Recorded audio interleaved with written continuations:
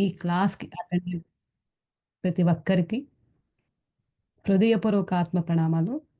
అద్భుతంగా ఈ జ్ఞానాన్ని స్టార్ట్ చేసుకునే ముందుగా హనుమంతుల వారిని, సూర్య భగవాన్ని, గణపతి మాస్టర్‌ని ఆహ్వానించుకుందాం. మనందరి మీద అద్భుతంగా సూర్య భగవాన్ యొక్క కాంతి కిరణాలు పడుతున్నాయి.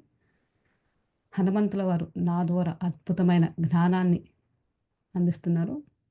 అలానే ఈ యొక్క జ్ఞానాన్ని అందించడానికి ఓషో గారిని, రమణ మహర్షిని, లహరి మహాశయని ఆహ్వానించుకుంటున్నాను. యాహ్! అద్భుతంగా ఈరోజు టాపిక్ పరిష్కారాల కోసం లోపలికి చూడండి. ఫ్రెండ్స్, ఈ యొక్క టాపిక్ నాకు మాస్టర్స్ క్లాస్ చెప్తున్నప్పుడు నాకు వచ్చిన టాపిక్ పేరిది.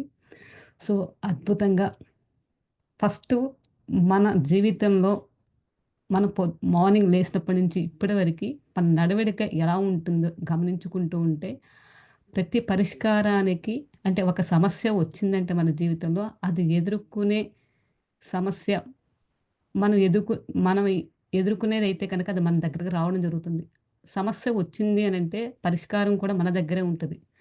అయితే ఆ పరిష్కారాన్ని మనం ఏ విధంగా చూస్తున్నామో దాన్ని ఏ విధంగా అన్నది మనం చూద్దాం. అయితే మనిషి నేటి సమాజంలో మనిషి ఫస్టు ప్రకృతితో అనుసంధానమై ఉన్నాడా లేదా అని గమనించుకుందాం ఫ్రెండ్స్.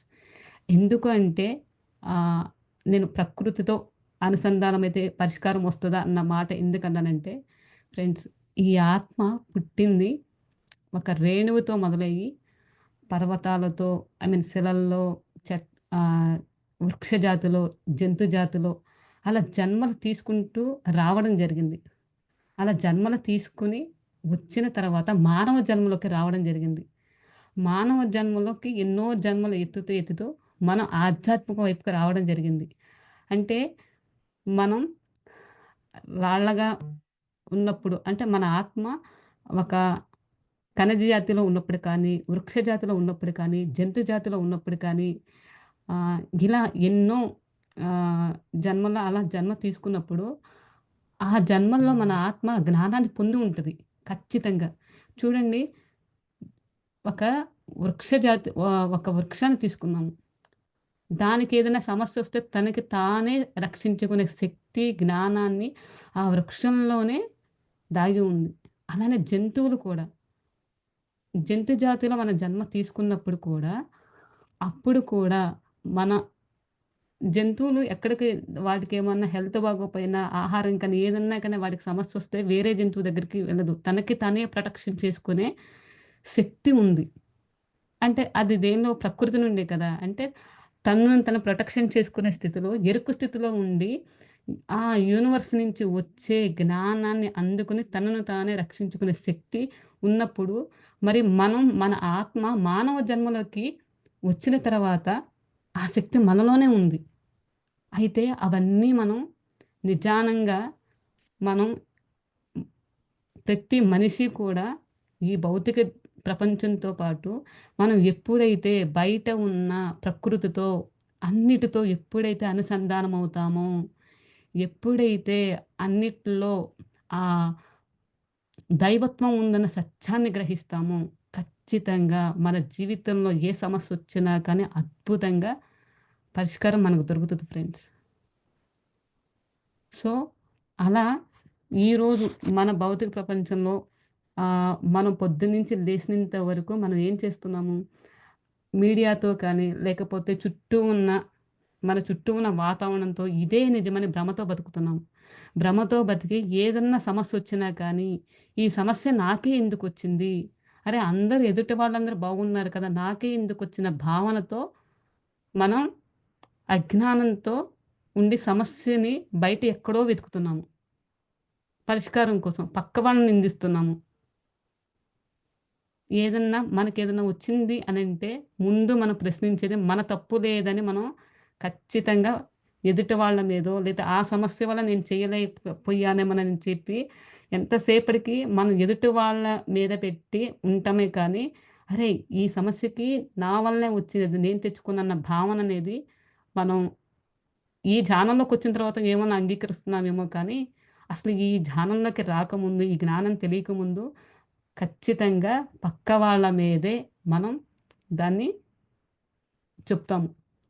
అలా కాకుండా ఎప్పుడైతే నేను ఒక ఆత్మస్థితిలో నేను ఈ దైవ ఒక పరమాత్మనికి ఎలాంటి దైవిక లక్షణాలు అన్నీ ఉంటాయో, మనలో కూడా ఆ సత్యాన్ని ఎప్పుడైతే గ్రహిస్తామో, అప్పుడు మనం ధ్యాన స్థితిలో ఉండి అద్భుతంగా మనం ప్రకృతితో, అలానే వృక్షజాతి అన్నిటితో మమేకమైతే, మనకి ఏ సమస్యొచ్చినా గానీ అద్భుతంగా మనం దాన్ని పరిష్కరించవచ్చు.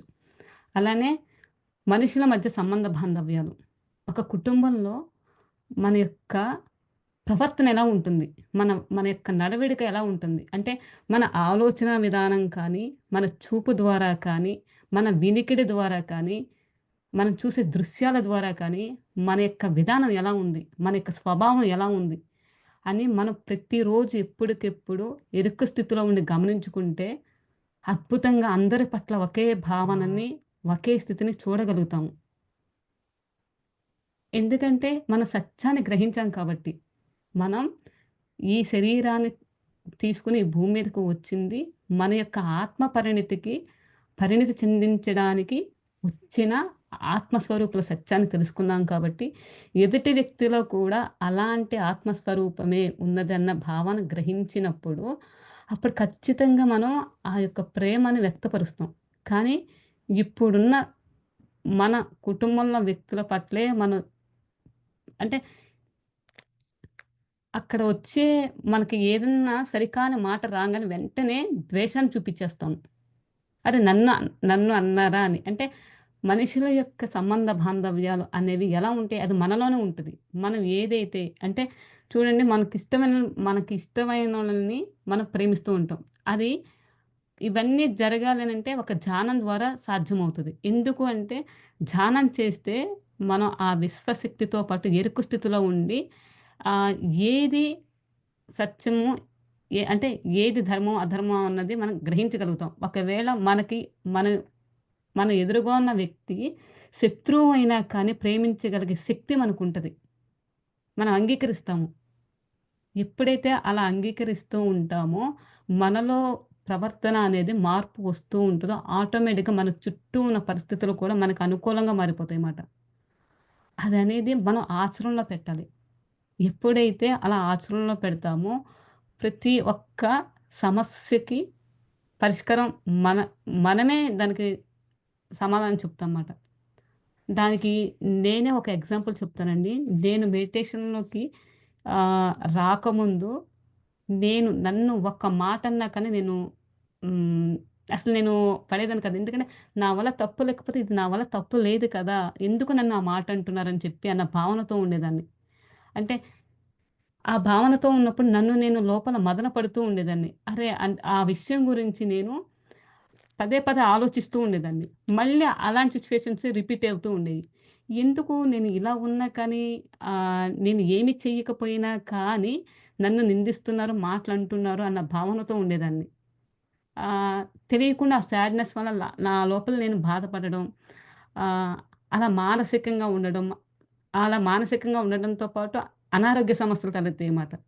ఎప్పుడైతే అరే! ఇది కాదు, ఇది కరెక్ట్ కాదు అని నేను ఎప్పుడైతే అంటే ఈ ఆత్మ ఈ శరీరాన్ని ధరించిన సత్యాన్ని ఎప్పుడైతే తెలుసుకున్నానో, ఎప్పుడైతే ఎదుటి వ్యక్తిలో ఆ దైవత్వాన్ని చూడడం నేను నేర్చుకున్నానో, ఆటోమేటిక్‌గా ఆ సమస్యకి ఏదొచ్చినా కానీ, ఓహ్! దీని నుంచి నేనేం నేర్చుకోవాలి? ఇక్కడ ఈ సమస్య వచ్చింది. ఇప్పుడిక్కడ నేను ఏ తత్వాన్ని పాటించాలి? ఏంటి? అని భావనని ఎప్పుడైతే నా భావన మార్చుకున్నానో, నా ఆలోచన విధానం మార్చుకున్నానో, అద్భుతంగా రోజు రోజుకి జీవితం చాలా ఆనందంగా జీవించడం అనేది జరుగుతుంది. అంటే ఇక్కడ ఒక వ్యక్తి గురించి ఒక ఎగ్జాంపుల్ ఏంటంటే, ఇప్పుడు సపోజ్ ఎక్స్ అనే వ్యక్తి ఇతను ఆహ్, చాలా మంచివాడు. తినకన్నీ వచ్చు.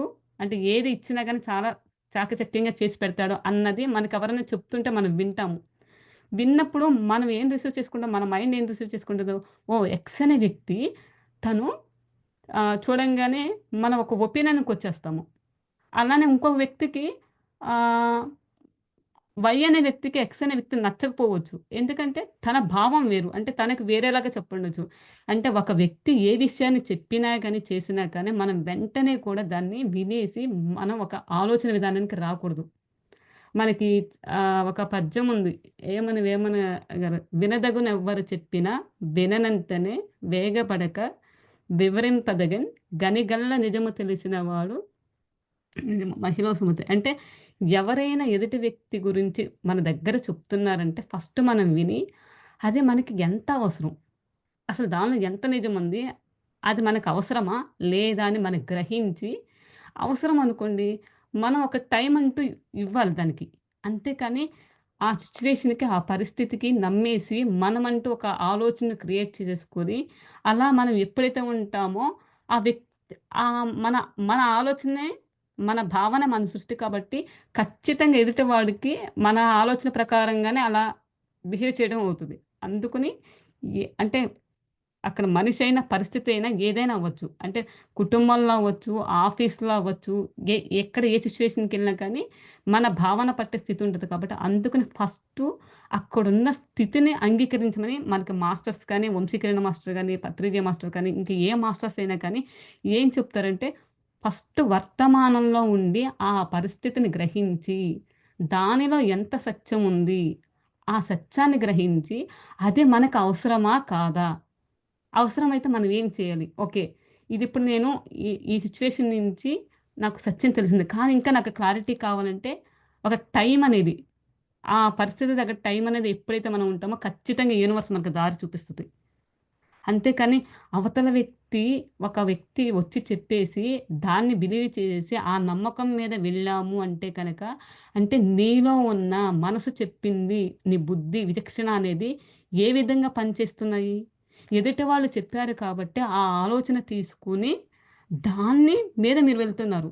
అంతేకాని మీలో ఉన్న ఆ జ్ఞాన కోణాన్ని మీరు బయట పెట్టట్లేదు. బయట పెట్టట్లేదు కాబట్టి ఆ సమస్య ఆ పరిష్కారం మీరు దాన్ని వెతకటానికి ఒకళ్ళ మీద డిపెండ్ అయ్యి మీకు తెలియకుండానే మీరు అలా వెళ్తున్నారు. ఎప్పుడైతే మీకు సమస్యొచ్చినప్పుడు మీరే ధ్యానంలో కూర్చోండి. కూర్చుంటే ఏదైనా సరే ధ్యాన స్థితిలో కూర్చుంటే కనుక ఖచ్చితంగా ఆన్సరొస్తది. ఒక్కసారి గ్రహించలేకపోవచ్చు. రెండోసారి గ్రహించలేకపోవచ్చు. కానీ మీరు ఎప్పుడైతే మీకొచ్చిన సమస్యకి చక్కగా మీరు లేసి మీ ఆత్మతో మీ లోపలికి మీరు ఎప్పుడైతే ప్రయాణం చేస్తూ అద్భుతంగా మీరు ఆ స్థితిలోకి వెళ్ళినప్పుడు సమస్య మీకే అర్థమవుతది. ఆ సమస్యకి పరిష్కారం మీ దగ్గరే ఉంటది. అంటే ఒక మాస్టర్ అలా చెప్పారు, ఇలా చెప్పారు. సో, అలా చేస్తే వస్తదా అని కాదు. మీ ఆత్మకి ఏది కావాలో మీ ఆత్మకే తెలుస్తది. అందుకని ఏది వచ్చినా కానీ, మనం ఎప్పుడైతే ఎరుకు స్థితిలో ఉండి, ధ్యాన స్థితిలో అయినా మనం ధ్యాన స్థితిలో ఉన్నప్పుడు ఎక్కువగా ఎరుకు స్థితిలో ఉంటాం కాబట్టి, అందుకనే ధ్యాన స్థితిలో ఉండి డెసిషన్ తీసుకోమని జెప్తారు. కానీ మన సాధన చేయగా అది ఎప్పుడైతే మనం అది గ్రహిస్తామో, మన ధ్యాన సాధన లేకపోయినా కానీ మన ఇన్‌స్టిట్యూషన్ అనేది మనకు చెప్తూ ఉంటది. అది కనుక మనం నేర్చుకుంటే కనుక జీవితంలో ఎలాంటి సమస్య అయినా ఈజీగా పరిష్కరించవచ్చు. అలానే మనం ఇంకొకటి నేర్చుకోవాల్సిందేంటంటే, మన వ్యక్తుల పట్లే కాదు. మనం పొద్దున్నుంచి రోజువారీ మనం యూజ్ చేసే వస్తువులతో కూడా మనం గ్రాటిట్యూడ్‌గా ఉండాలి.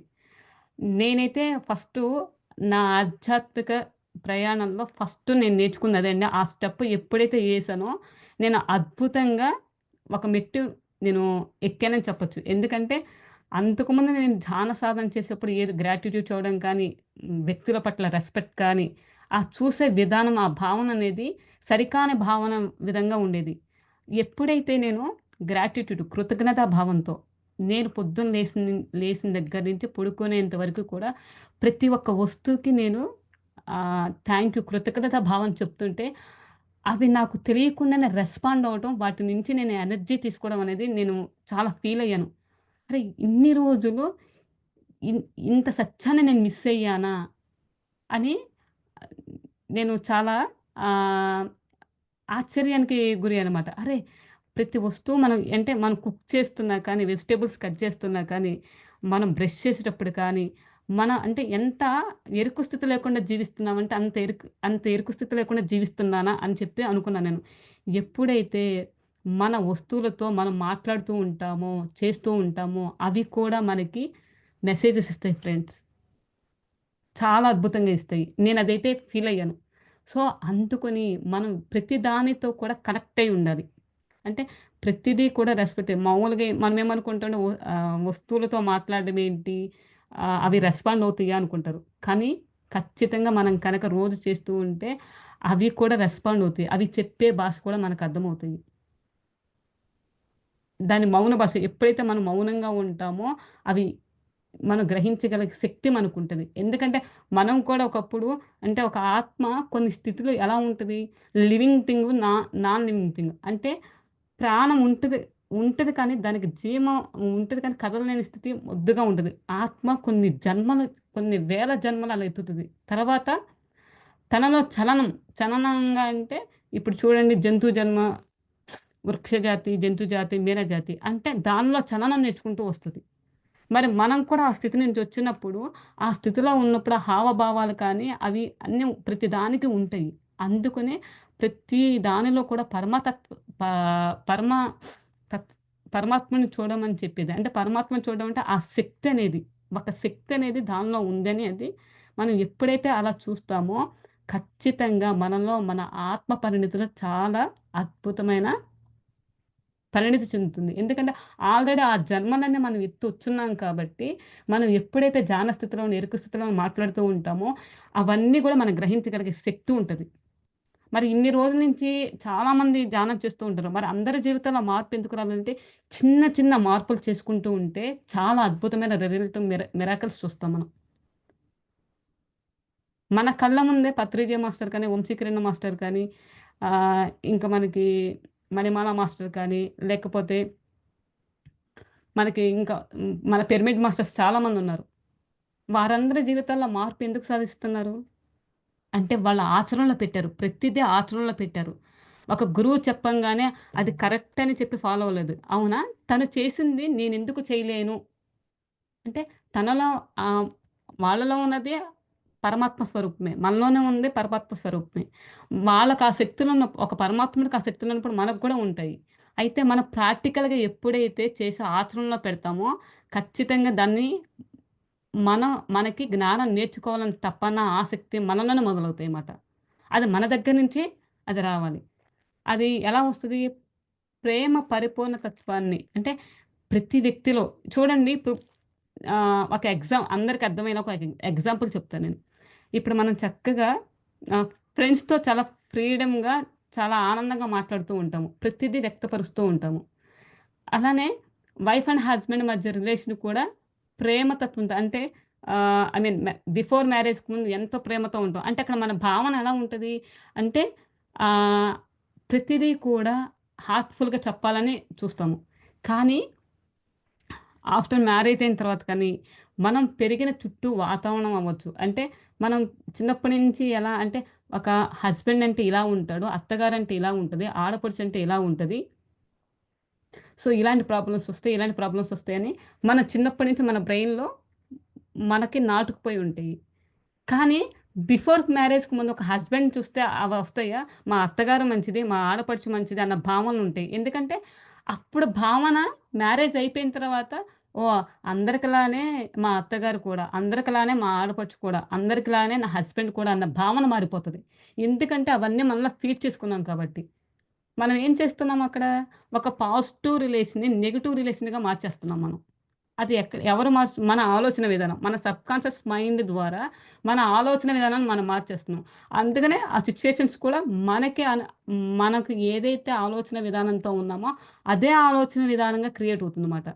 అలా కాకుండా మనం కనుక పాజిటివ్‌గా అంటే మన వాస్తవానికి మనమే క్రియేట్ చేసాం కదా! మనమే దాన్ని పరిష్కరించే మార్గం కూడా మనలోనే ఉంది. ఇత్తనం మనమే ఏసాం కాబట్టి అంటే సరికాని ఆలోచన విధానాన్ని మనం వేసాం కాబట్టి, ఇప్పుడు సరైన ఆలోచన విధానం వేస్తే ఆ పరిస్థితి మారిపోతది.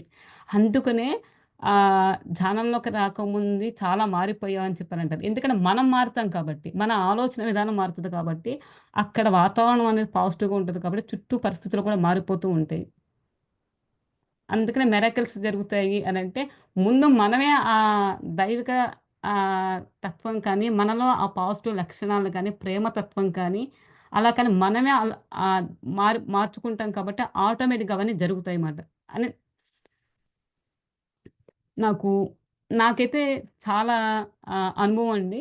సో, అందుకనే ప్రతి ఒక్కరికి పట్ల ప్రేమను పంచాలి. ఎప్పుడైతే మనం అలా ప్రేమను పెంచుతున్నామో, మనకు శత్రువు కూడా మిత్రువులాగా మారిపోతాడు. ఎందుకంటే శత్రువులో కూడా ప్రేమ తత్వాన్నే చూస్తాం మనం. ఇప్పుడు ఒకప్పుడు ఆహ్,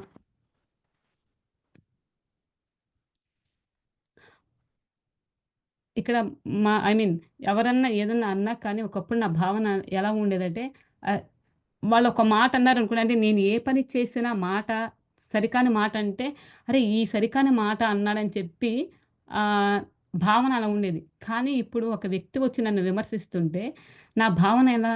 ఓహ్! ఇక్కడ నా తత్వాన్ని ఏం పాటించాలి? ఇక్కడ ఈ వ్యక్తి దగ్గర నేనేం నేర్చుకోవాలి?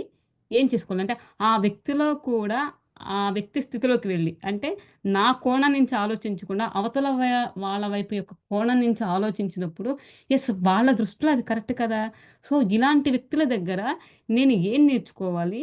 ఇక్కడ ఎలా అవలంబించాలి? అంటే వాళ్ళకి ఏమని పంచాలి? ప్రేమను పంచాలా? లేకపోతే ఇక్కడ ఉపేక్షగా ఉండాలా? లేకపోతే ఇక్కడ శరణాగతితో ఉండాలా? మనకి తత్వాలుంటాయి కదా! అలా. ఆ వ్యక్తితో ఎలా మాట్లాడాలి? ఏ టైంలో ఏం చెప్పాలనేది మనం గ్రహించగలుగుతాము. గ్రహించగలిగినప్పుడు ఒక్కసారి వాళ్ళకి మనకు కష్టంగా ఉండొచ్చు. అంటే చెప్పిన వెంటనే మార్చుకోవాలంటే ఫస్ట్ టైమ్ కష్టంగా ఉండొచ్చు. కానీ ఆచరణలో పెట్టగా పెట్టగా మనకే అర్థమైపోతది. అందుకని పరిస్థితి తగ్గట్టుగా, వ్యక్తికి తగ్గట్టుగా మనం ఎప్పుడైతే మనం నేర్చుకుంటూ అవలంబిస్తామో ఆటోమేటిక్‌గా అవతల వాళ్ళు మారిపోతారు. మనకు తెలిసిపోతది. అందుకనే చూడంగానే సాధకులు ఇప్పుడు మాస్టర్స్ అందరూ కూడా ఋషులు కానీ వాళ్ళు వ్యక్తిని చూడంగానే ఎందుకు చెప్తారంటే, మన మాట తీరుని బట్టి, మన నడవడికను పెట్టి, మనం చూసే విధానాన్ని బట్టి చెప్పేస్తారు. అది కూడా మనం నేర్చుకున్నామనుకోండి, మనం ఆచరణలో పెడితే మనకు వచ్చేస్తది. సో, అలానే మనసు చేసే మోసపూరితం. చూడండి, మనం ఎలా ఉంటాము?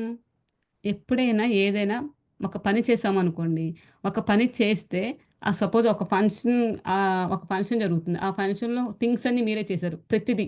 అంటే డెకరేషన్ ఐటెమ్ కావచ్చు, లేకపోతే లంచ్ ప్రిపరేషన్ అవ్వచ్చు, లేదంటే వచ్చిన గెస్ట్‌లని రిసీవ్ చేసుకోవడం అవ్వచ్చు. ప్రతిదీ మీరే చేశారు. ప్రతిదీ మీరే చేసినా కానీ, అక్కడ మిమ్మల్ని నిందించడం జరిగింది. అంటే నిందించగానే మనం ఏమనుకుంటాము? అరే! ఇన్ని చేసినా కానీ నన్నే అన్న భావన అనేది మనకొచ్చేస్తది. లేదంటే మన డ్రెస్ సెన్స్ అనుకోండి. చక్కగా అందంగా రెడీ అయ్యి ఎళ్తాము. ఒక శారీ కట్టుకొని, నగలు పెట్టుకొని చాలా అద్భుతంగా రెడీ అయ్యి ఎళ్తాము. ఎలా రెడీ అయ్యి ఎళ్తాము?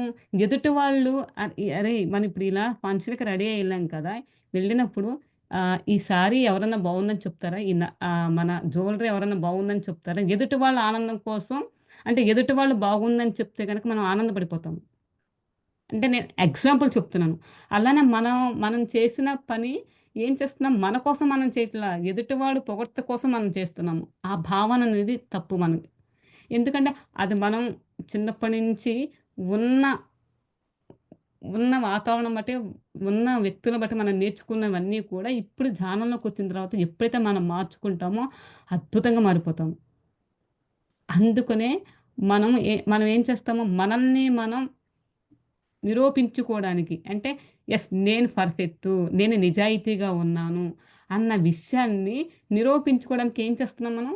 ఎదుటి వాళ్ళ నుంచి ఆశిస్తున్నాం మనం. అది కరెక్టా? అంటే నీ ఆత్మ ఆనందం కోసం ఎవరో పొగిడితే, ఎవరో నిన్ను అభినందిస్తే మాత్రమే నీకు ఆ ఆనందం వస్తదంటే అంటే అక్కడ నువ్వేమనుకుంటున్నావు? నీ లోపల ఉన్న భావాలన్నీ కూడా నువ్వు కప్పిపుచ్చుకుంటున్నావు. అంటే నిన్ను నువ్వే మోసం చేసుకుంటున్నావు. ఎప్పుడైతే నీ ఆత్మ ఆనందం కోసం ఎప్పుడైతే చేస్తావో, ఏమి ఆశించకుండా చేస్తావో, అప్పుడు నీలో ఆ పరమాత్మ యొక్క దైవత్వం అనేది నీలో పరిణితి చెందుతూ ఉంటది. సో, మనం అందుకనే మనకి ఎప్పుడు కూడా అద్దం ముందు నుంచుంది మనల్ని మనం చూసుకోమని చెప్తారు. ఎందుకంటే చూడండి, మనం అక్కడి దాకా ఎందుకండి, ఇప్పుడు మనం ధ్యానం చేస్తూ ఉన్నాము. ఇప్పుడు నేను క్లాస్ చెప్తూ ఉన్నాను. సో, మీ క్లాస్ చెప్పేటప్పుడు నాగప్రియ క్లాస్ బాగా ఒక్కొక్కళ్ళకి ఒక ఒపీనియన్ ఉండొచ్చు. సో, వాళ్ళతో అంటే తిను క్లాసులు చెప్తది, మెడిటేషన్ చేస్తది, మంచి ఒపీనియన్ ఉంటది కాబట్టి మీ భావన అనేది నాగప్రియ ఉంది. అలానే ఆహ్, అప్పుడు నేనెలా అంటే మీరు పొగిడినా, పొగడకపోయినా గానీ నా తత్వం అనేది ఒకేలాగా ఉండాలి. అలానే ఇప్పుడు సపోజ్ సడెన్‌గా ఇప్పుడు క్లాస్ చెప్తున్నప్పుడు మా పిల్లలు కానీ, మా హస్బెండ్ కానీ వచ్చారు. అప్పుడు వాళ్ళ యొక్క హావభావాలు అంటే మనం ఏమనుకుంటాం క్లాస్ చెప్పినప్పుడు డిస్టర్బ్ చేస్తున్నా అంటే అక్కడ ఆలోచన విధానం మారిపోతుంది. అలా ఎప్పుడు కూడా మనం ఆ విధానంలో ఉండకూడదు. అక్కడేంటంటే ఓకే. అంటే ఆ స్థితిలో కూడా మనల్ని మనమే చూసుకున్నప్పుడు ఖచ్చితంగా మనలో మార్పనేది వస్తది. అందుకని ఏది కూడా ఎదుటి వాళ్ళ కోసం మాత్రం చేయకూడదు. మన ఆనందం కోసం మాత్రమే మనం చేయడం కనుక మనం ఆచరణలో పెడితే అద్భుతంగా మనకి పరిష్కారం లభిస్తుంది. అలానే ఇంకేం చేస్తాము ఇతరులకి చక్కగా కనిపించాలని చెప్పి ఇప్పుడు అదే కదా! అంటే మనలో ఉన్న తత్వాలని మనం చూడాలంటే అసలు ఆహ్, మనలో ఉన్న ప్రేమ కానీ, కరుణ కానీ, దయ కానీ అంతకుముందు వరకి మనలో ప్రేమననేది స్వార్థం. అంటే ఏదో ఎక్స్‌పెక్టేషన్స్ కోసం. కరుణ కూడా సర్లే జాలి చూపిద్దాంలే ఏమైందిలే అన్న భావనతో ఉంటాము. అలా కాదు. ప్రేమ అనేది చూడండి ఇప్పుడు ప్రకృతిలో కానీ, పంచభూతాలలో కానీ, ఆ పరమాత్మలో కానీ ఏకత్వ భావం అనేది ఉంటది. మన ఆత్మలో కూడా, మన ఆత్మ పరిణితిలో కూడా ఏకత్వ భావం అనేది ఎప్పుడైతే మనం ఆచరణలో పెట్టుకోవాలి. చూడండి సూర్యుడు, చంద్రుడు కానీ, ప్రకృతి కానీ, చెట్లు కానీ ఒక చెట్టు ఉందండి ఉదాహరణ తీసుకుందాము. ధనికుడికి ఒకేలాగానే ఇస్తది. ఉన్నవాడికి ఒకేలాగానే నీడనిస్తది. పక్షులకి ఒకేలాగా నీడిస్తది. ఆఖరికి మన శరీరాన్ని వదిలేసిన తర్వాత చెట్టు కింద పడుకోపెట్టినా కానీ, ఏ మాత్రం భేదాభిప్రాయం అనేది చూపించదు. అంటే అంతా కూడా ఏకత్వ భావంలో చూస్తది. మనం కూడా ఆ ఏకత్వ భావంలోకి ఎప్పుడైతే వస్తామో, అద్భుతంగా ప్రతిదీ కూడా ఆనందంగానే ఉంటది. పరమానందంగానే ఉంటది. అందుకని ఎప్పుడూ కూడా మన లోపలికి మనం ప్రయాణం చేస్తూ ఉండాలి. మన లోపలికి మనం ప్రయాణం చేసినప్పుడు, ఆ యొక్క సమస్యకి పరిష్కారాలన్నీ కూడా మనలోనే ఉంటాయి. మనం ఇంత చేస్తున్నా కానీ చెప్పడం ఈజీగానండి. ఇప్పుడు ఇంట్లో ఏదైనా సమస్యొచ్చిందనుకోండి, మనం కంగారు పడిపోతాం. అరే! ఏమైంది? ఇప్పుడు ఏం చేయాలి? ఏంటన్న ఆందోళనతో ఉంటాం. అలా కాకుండా మనం స్థిమితంగా ఉండి, ఖచ్చితంగా మనం కళ్ళు మూసుకొని 2 నిమిషాలు కళ్ళు మూసుకొని ఆలోచిస్తే ఖచ్చితంగా మనకు పరిష్కారం దొరుకుతది. ఎప్పుడైతే మనం ప్రకృతితో మమేకమవుతూ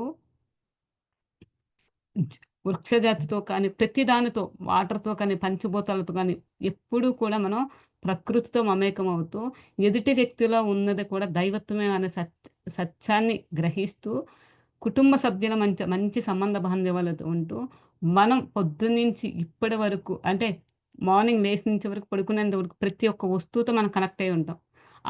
దానిలో కూడా పరమానంద కృతజ్ఞత చూస్తూ దానిలో కూడా పరమాత్మ ఉన్నాడన్న సత్యాన్ని గ్రహిస్తూ, మన చుట్టూ అంటే మన భౌతికంగా ధర్మాన్ని పాటిస్తూ, మన వృత్తిపరంగా గానీ, లేదంటే కుటుంబ పరంగా కానీ, ఇప్పుడు జాబ్ చేసేవాళ్ళుంటారు, వ్యాపారం చేసేవాళ్ళుంటారు. ఆ పరిస్థితికి తగ్గట్టుగా కొన్ని ఏంటంటే, కొన్ని ఇంట్లో ఉండే వాళ్ళకేంటంటే, ఇంట్లో వాళ్ళ వరకే సమస్యలుంటాయి. కానీ ఒక వ్యాపారస్తుడు కానీ, ఒక వృత్తిపరంగా, జాబ్ పరంగా గానీ, సాఫ్ట్ పరంగాని అన్నీ అనుకూలంగా ఉండాలంటే, అక్కడ సిట్యుయేషన్ తగ్గట్టుగా వాళ్ళు మౌల్డ్ అనేది ఉంటది. అందరూ ఒకలాగా ఉండరు కదా! ఇప్పుడు వ్యాపారస్తులు ఉన్నారనుకోండి, అందరికీ సమాధానం చెప్పాలి. అందరూ ఒక ఆత్మస్థితి కలిగి ఉంటారు కదా! రకరకాల ఆత్మస్థితులు కలిగి ఉంటారు.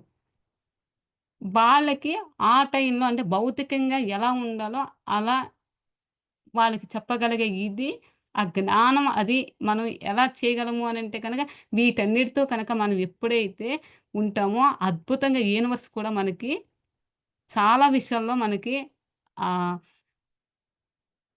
మనకు సహకరిస్తదన్నమాట. మనలో ఏ ద్వేషం కానీ, అసూయ కానీ, వాడు బాగోకూడదు గాని అలాంటి ఆలోచన తత్వం లేనప్పుడు మన ఎదుటివాడు కూడా ఆనందంగా ఉండాలి అన్న తత్వాన్ని ఎప్పుడైతే మనం ఉంటామో, వీటన్నిటితో ఉన్నప్పుడు ఖచ్చితంగా మనకి ఏదో ఒక విధంగా యూనివర్స్ నుంచి సహాయం ఏర్పడతది. మనం చేసే వృత్తిలో కూడా ధర్మంగా చేయగలిగే శక్తి మనకుంటది. కానీ యూనివర్స్ మనకు టెస్ట్ పెడుతది. ఎందుకు పెడతదంటే, మనం పర్ఫెక్ట్‌గా ఉన్నామా లేదా అని చెప్పి ఎప్పటికప్పుడు మనల్ని టెస్ట్‌లు పెడుతూనే ఉంటది. అందుకని ఎరుకు స్థితిలో ఉండి మనం కనుక ఆ జ్ఞానాన్ని నేర్చుకుంటే కనుక యూనివర్స్ ఖచ్చితంగా రిలీజ్ చేస్తది. అందుకని మనకేదన్నా పరిష్కారం వస్తే బయట కాదు చూడాల్సింది. మన లోపలనే ఉంది. వీటన్నిటికి ఎప్పుడే కనెక్ట్ అవుతూ ఉంటామో ధ్యాన స్థితిలో ఉండి, ఒకవేళ కనుక ధ్యాన స్థితిలో నేనైతే కొత్తగా అంటే నేను ధ్యానం చేస్తున్నప్పుడు నాకొచ్చిన మెసేజ్ అంటే, ప్రతి దానిలో కూడా జన్మ తీసుకున్నప్పుడు దానికి సంబంధించిన జ్ఞానం ఖచ్చితంగా మనలోనే ఉంటది. ఆ యొక్క జ్ఞానాన్ని ఆ టైంలో ధ్యానంలో కూర్చున్నప్పుడు మనకి సరికాని పరిస్థితి కానీ, సరికాని వ్యక్తులు కానీ, సరికాని సిట్యుయేషన్ గాని వచ్చినప్పుడు, మనం కొన్ని ఒక్క జన్మలోనే స్పిరిచ్యువల్ జన్మలోకి వచ్చున్నాం కదా! ఖచ్చితంగా మనం గత జన్మల్లో అన్నీ నేర్చుకొని ఉంటాము. నేర్చుకున్నప్పుడు ధ్యాన స్థితిలో కూర్చొని, ఆ పరిస్థితికి తగ్గట్టుగా, ఆ వ్యక్తికి తగ్గట్టుగా, ఆ సిట్యుయేషన్ తగ్గట్టుగా అలాంటి జ్ఞానాన్ని నాకు అందివ్వండి మాస్టర్స్ అని అడిగినప్పుడు ఖచ్చితంగా మనకి తెలియకుండానే ఆ జ్ఞానం ఆ టయానికి అందించబడుతుంది. ఏదో ఒక విధంగా అందించబడుతుంది. అరే! ఇన్ని రోజులు ఇది నేను చేయలేనిది ఇప్పుడు చేశాను అనంటే, ఎందుకంటే నీ లోపలికి నువ్వు ప్రయాణం చేసి, నువ్వు అడిగావు కాబట్టి. ఈ ఫ్రీ వీల్ మీద ఏంటంటే భూలోకంలో ఏంటంటే అడగంది ఏది కూడా చేయరు మాస్టర్స్. అలానే మనం ప్రయత్నించిందే మనలో ఉన్న పరమాత్మలో ఉన్న దాగి ఉన్న జ్ఞానం కూడా బయటికి రాదు. సో, ఇది ఫ్రెండ్స్ నాకు నాకు తెలిసిన జ్ఞానాన్ని మీకు పంచుకున్నాను. మీకైనా ఏమైనా అనుభవాలున్నా కానీ, ఏదన్నా కానీ చెప్పండి. థాంక్ యూ సో మచ్ అండి. నాకు ఈ అవకాశం ఇచ్చినందుకు మరొక్కసారి ఆహ్, వంశీకిరణ్ మాస్టర్‌కి, సుకన్య మాస్టర్‌కి అనంత కోటి కృతజ్ఞతలు. సద్గురు మూవ్‌మెంట్ మాస్టర్స్ అందరికీ కూడా హృదయపూర్వక కృతజ్ఞతలండి. థాంక్ యూ సో మచ్ అండి. ఇంతసేపు ఈ జ్ఞానాన్ని విన్నందుకు మీ అందరికీ కూడా హృదయపూర్వక కృతజ్ఞతలండి. థాంక్ యూ సో మచ్ అండి.